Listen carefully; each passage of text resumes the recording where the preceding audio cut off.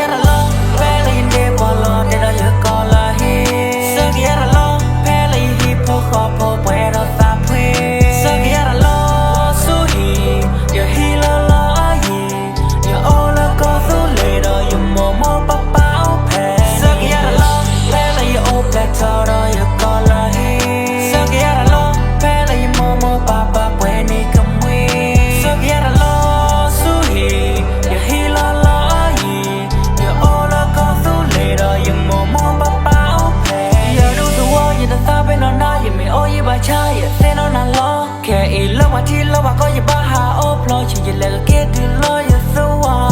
giờ hay vì được khá nản lẽ bao giờ đã xua giờ em đang lo đợi chắc tha tụi con đợi xua cái bên này giờ em đâu kia ôi là lo cái chuyện khó dùng vì ta nhớ rồi hip hop khó phố qua thì mà quên quá khó ô là qua còn bà lo phát khó khó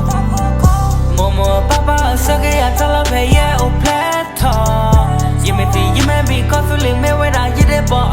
là mày hàng lòng quan thời gian mới lo nữa tao thì giờ bà ya bùa lại cái blue giờ ra ôm mùa lòng à đi số màu quan thì qua coi giờ bà house you